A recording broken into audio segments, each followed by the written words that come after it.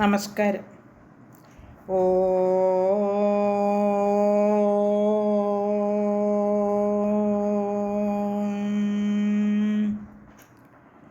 ഓ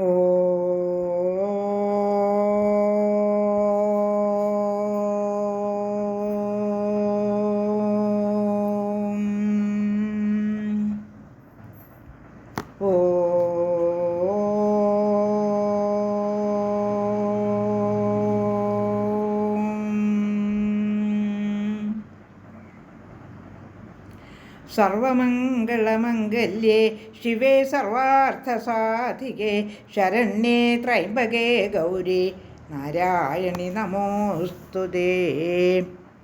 ഓം മഹാദേവ്യേ നമഃ.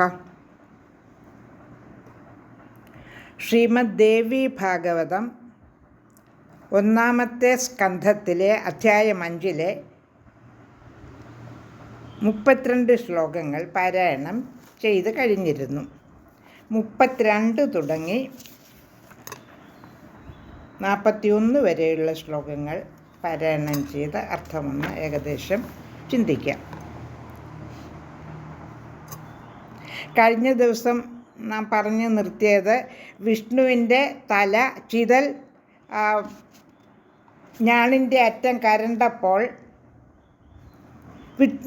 തല അറ്റുപോകുന്നതാണ്. തലയേറ്റ ശരീരം കണ്ട് എല്ലാവരും ദേവശ്രേഷ്ഠന്മാരെല്ലാം വിലപിക്കുന്നു.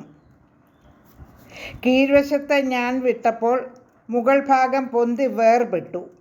അതോടുകൂടി ബ്രഹ്മാണ്ടങ്ങളെല്ലാം ഇളകി മറിഞ്ഞ് കൊടുങ്കാറ്റാഞ്ഞടിച്ച് പർവ്വതങ്ങൾ പ്രകമ്പനം കൊണ്ടാകെ ഭയങ്കരമായ ദുർനിമിത്തങ്ങൾ കണ്ടു തുടങ്ങി. ദിക്കുകളെല്ലാം ഉരുണ്ടുകൂടി. അങ്ങനെ അവർ എന്താണ് സംഭവിക്കുന്നതെന്ന് ആലോചിച്ചുകൊണ്ട് ഇരിക്കുമ്പോൾ വിഷ്ണുവിൻ്റെ ശിരസ് കിരീടത്തോടും കുണ്ടലത്തോടും കൂടി എവിടെയോട്ടോ തെറിച്ചുപോയി. എല്ലാവരും വിലപിക്കാൻ തുടങ്ങി. ആ ഭാഗമാണ് നാം ചൊല്ലി നിർത്തിയത്. ശ്ലോകം 33. ഹാ നാഥ കിം പ്രഭോ ജാതം അത്യത്ഭുതമമാനുഷം വൈശസം സർവദേവാനാം ദേവദേവ സനാതന. ഹേ നാഥ, ദേവദേവ, സനാതന, പ്രഭോ, എന്ത് അത്യത്ഭുതവും അമാനുഷവുമായതാണ് സംഭവിച്ചത്. ദേവന്മാർക്കെല്ലാം ഇനി നരകം തന്നെ. ശ്ലോകം 34. മായേയം കസ്യ ദേവസ്യ യയാതേദ്യ ശിരോഹൃതം അച്ഛേദ്യസ്ത്വമഭേദ്യോസി അപ്രദാഹ്യോസി സർവദാ. അർത്ഥം: അങ്ങയുടെ ശിരസ് തെറിച്ചു പോയത് ഏത് ദേവൻ്റെ മായ കൊണ്ടാണ്? അങ്ങെന്നും അച്ഛേദ്യനും അഭേദ്യനും അദാഹ്യനുമാണല്ലോ. ശ്ലോകം 35. ഏവം ഗതേ ത്വയി വിഭോ മരിഷ്യന്തി ച ദേവതാഃ കീദൃശസ്ത്വയി ന സ്നേഹഃ സ്വാർത്ഥേനൈവ രുദാമഹേ.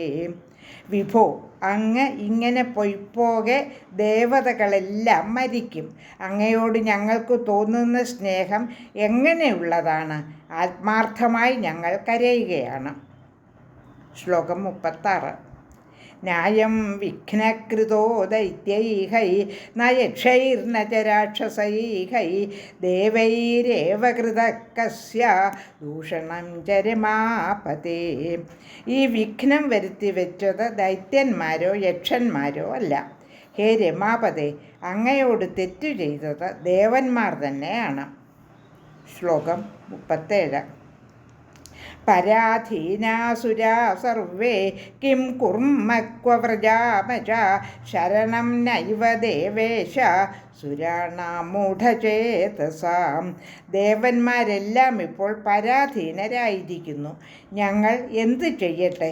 എവിടെ പോകും? ഹേ ദേവേശ, മൂഢബുദ്ധികളായ ഈ ദേവന്മാർക്ക് ഇനി ആരും ശരണമില്ല. ശ്ലോകം 38. ന ചൈഷാ സാത്വികീ മായ രാജസീ ന ച താമസി യയാ ഛിന്നം ശിരസ്തേദ്യ മഹേശസ്യ ജഗദ്ഗുരുഃ. മായയുടെ അധിപനും ജഗദ്ഗുരുവുമായ അവിടുത്തെ ശിരസ് ഇപ്പോൾ അറ്റുപോയത് സാത്വികമോ രാജസമോ താമസമോ ആയ മായ കൊണ്ടല്ല. ശ്ലോകം 39. ഗ്രന്ഥമാനാൻ തഥാ ദൃഷ്ട്വാ ദേവാൻ ശിവപുരോഗമാൻ ബൃഹസ്പതിസ്തതോ വാച ശമയൻ വേദവിത്തമഃ.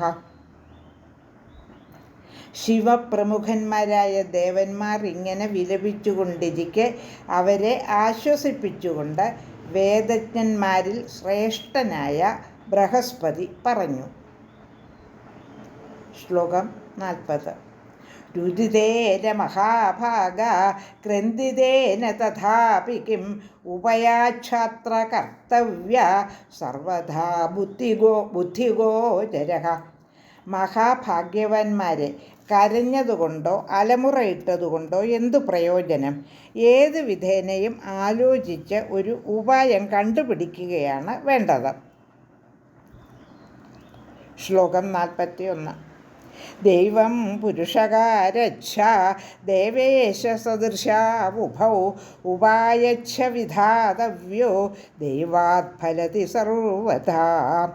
ദേവേശ, ഭാഗ്യവും പുരുഷപ്രയത്നവും രണ്ടും തുല്യപ്രധാനങ്ങൾ തന്നെ. ഏതു പ്രകാരത്തിലായാലും പരിഹാരകർമ്മം നാം ചെയ്യേണ്ടതാണ്. ഭാഗ്യമുണ്ടെങ്കിൽ അത് ഫലവത്താകും. ഇന്ദ്ര ഉവാച. ശ്ലോകം 42. ദൈവമേവ പരം മന്യേ ധിക് പൗരുഷമനർത്ഥകം വിഷ്ണോരപി ശിരച്ഛിന്നം സുരാണാം ചൈവ പശ്യതാം. അപ്പോൾ ഇന്ദ്രൻ പറഞ്ഞു, ഭാഗ്യം തന്നെയാണ് വലുത്. പൗരുഷം എത്ര അർത്ഥശൂന്യം. ദേവന്മാർ നോക്കി നിൽക്കത്തന്നെ വിഷ്ണുവിൻ്റെ ശിരസ്സറ്റല്ലോ. 33 തുടങ്ങി 42 വരെയുള്ള ശ്ലോകങ്ങളാണ് പാരായണം ചെയ്തത്. ലോകാ സമസ്ത സുഖിനോ ഭവന്തു.